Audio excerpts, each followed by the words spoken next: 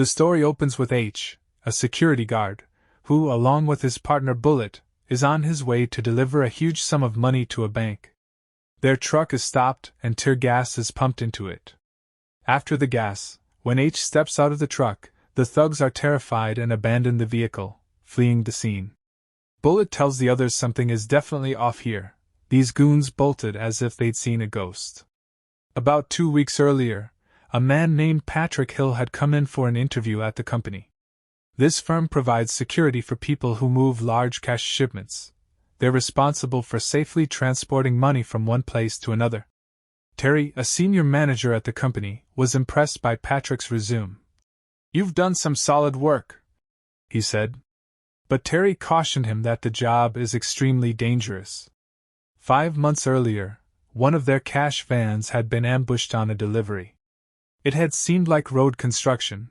Workers put a truck across the road and then attackers wearing construction uniforms encircled the van. They kicked in one of the van's doors and tossed a grenade inside. The driver and a security guard were badly wounded and died on the spot. The thieves quickly filled their truck with the cash and fled. After Patrick heard about all this, Terry asked him again if he still wanted the job. Patrick agreed. That's when Bullet showed up and met Patrick for the first time. "Here you'll be called H," Bullet told him. "Don't use your real name." H's 60-hour training then began. He had to score at least 70% in the training tests to keep the job. H scored just enough to pass on each exam. His shots were hitting only the outer ring, as if he was intentionally limiting himself to the minimum. In the driving test he did well, but while reversing he clipped some boxes. Bullet introduced H to his team, called Formula 1. They use odd code names so nobody knows who anyone really is. They move huge sums of cash from place to place, so they avoid using real names to prevent anyone from exploiting a weakness. H was issued all his weapons and got ready to start work. Dave and his partner John were preparing to move a very large package. Bullet was supposed to go with them. But at the last minute Bullet replaced John with H on the run. Dave warned H. "You can't imagine how dangerous this job is." H replied, "I'll see how dangerous it is, okay."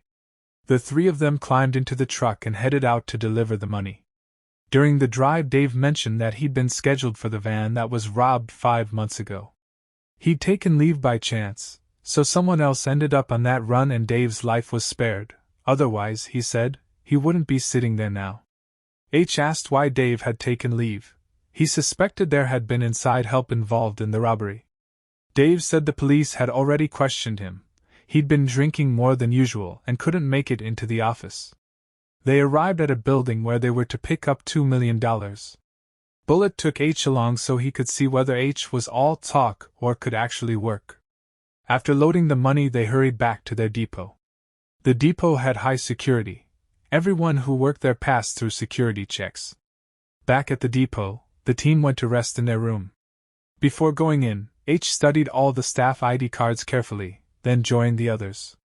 People were quietly saying H didn't talk much. A company member approached him later to ask about his background. "Where did you work before?" H said he'd worked for a major company in Europe, then cut the conversation short and dismissed the man. That rubbed people the wrong way. After that, everyone grew suspicious of H. The next day, H, Dave, and Bullet went to deliver a smaller amount. There, Bullet was taken hostage. Men demanded the truck's millions. Dave panicked and insisted they should follow depot protocol and leave. They would get Bullet freed later. But the kidnappers threatened bluntly. If either Dave or H left now, they would kill Bullet. No negotiation, no talking to anyone. H told Dave they both had to stand and fight the attackers. The more sensible plan, however, was to pay the ransom and free Bullet. Bullet's life was worth more than the money. The kidnappers forced Dave to bring the cash. They gave him precise instructions. A car would be waiting at the drop point, and a truck would arrive behind it. The kidnappers pulled Bullet out of the vehicle. They told Dave straight up, "Put all the money into the truck behind them, and don't even think about doing anything clever." H took charge of transferring the cash, telling Dave to stay calm. He started tossing the bags of money from their truck into the other one. Bullet had been brought outside so that if there was any trickery, they would kill him on the spot. H deliberately threw one bag outside instead of into the truck. A kidnapper stepped out to pick it up, and in that moment, H slyly drew his gun and shot him dead.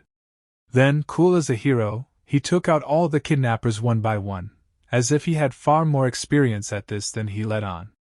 During training, his bullets had only hit the outer rings, but now he was landing shots right in the center of their foreheads. Chasing the gang's boss, H followed him into a warehouse. H asked him directly, "Who are you working for?" The man wouldn't give a straight answer, so H simply shot him dead. Bullet and Dave arrived just after, stunned to see how H had single-handedly wiped out the entire gang. After this incident, the police interrogated H, wondering if he was a secret agent from some foreign country, since he had eliminated the gang so easily. H denied it. "No sir, nothing like that. Just luck. My shots just happened to hit the mark." Then the police showed him footage from the robbery that had happened months earlier. H said he didn't know anything about it. At that time, he wasn't even working for the company yet. Outside, H's senior told him he'd be assigned to desk duty for a month, as per company policy. "We don't want you to get depressed and do something reckless," the senior explained. H asked, "Do I look depressed to you?" Just then, the company owner walked in, praising H highly. He told the senior, "This is exactly the kind of man the company needs. Does he look like someone meant to sit behind a desk to you? He's the real deal." Meanwhile, the cop who had interrogated H called his superior and reported, "This is the same man the Bureau has been searching for the last 25 years. The boss replied, "Don't take action yet. Let him continue with whatever he's doing." The officers warned, "Sir, if we knowingly let him stay here and something goes wrong, the department's reputation will be ruined." But the boss insisted, "Nothing will happen. He's not here for money. Whatever he's here to do, let him finish it." Later, a woman came to meet H, handing him a file. It contained data on all company employees, along with someone's post-mortem report. After carefully reviewing the files, H grew suspicious of a security guard named Diana. He broke into her house and questioned her at gunpoint. Seeing a stash of cash in her home, he asked, "Where did you get all this money?"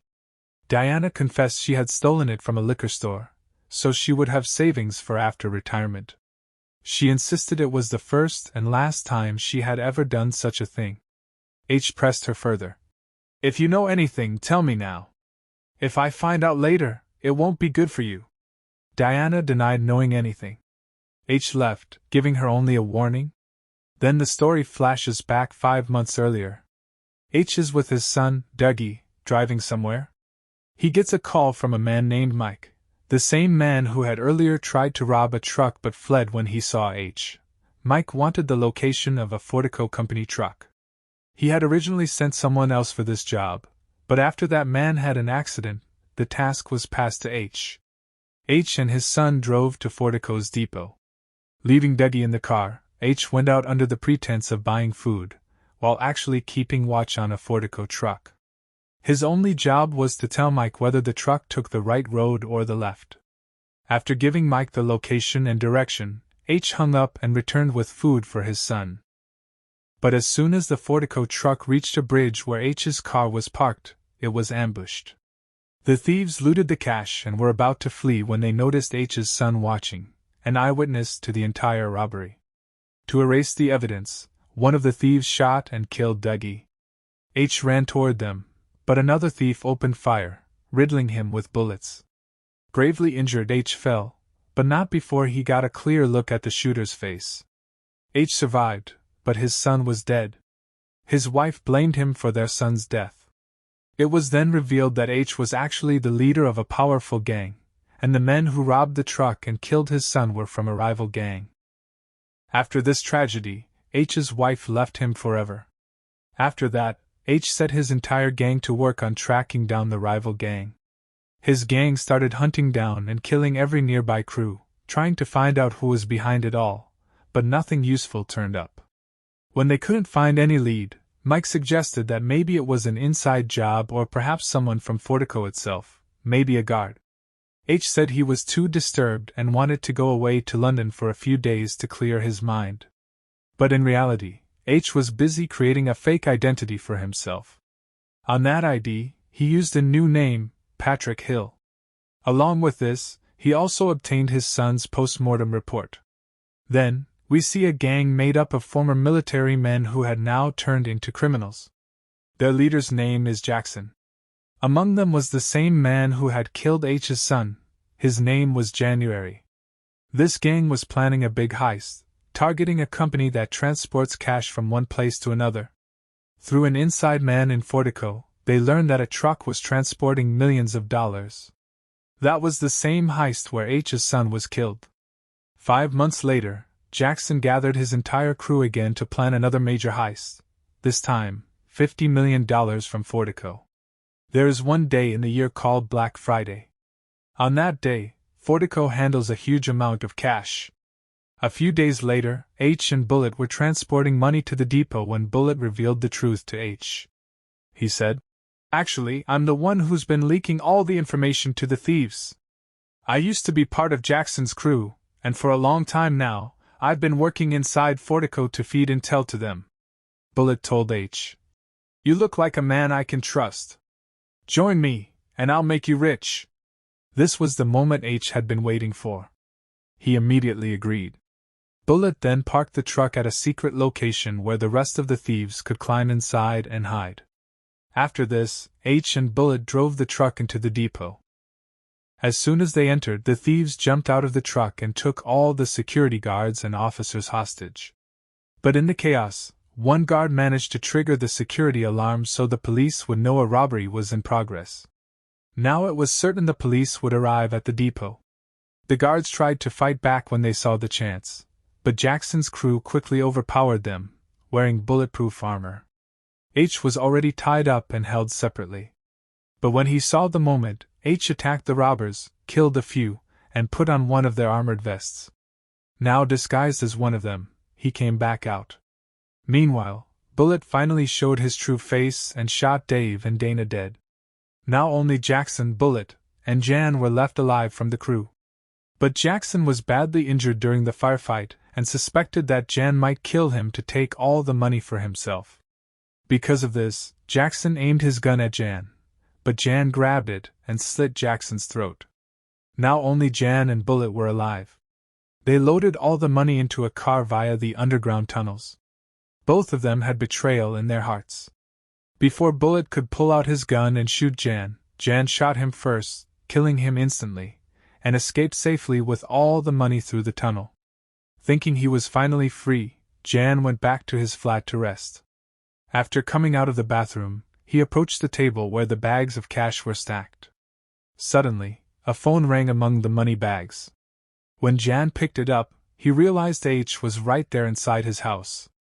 It was H's plan all along to track Jan's location. H told him, "The kid you killed that day, he was my son." He then showed Jan his son's post-mortem report, which said the cause of death was gunshots to his internal organs. Finally, H killed Jan in the exact same way Jan had killed his son, Dougie. After this, H walked out, where an FBI chief was waiting for him. H handed over all the money to the FBI. With his mission complete, H got into his car and drove away. If you liked the video, don't forget to hit the like button. Subscribe to the channel.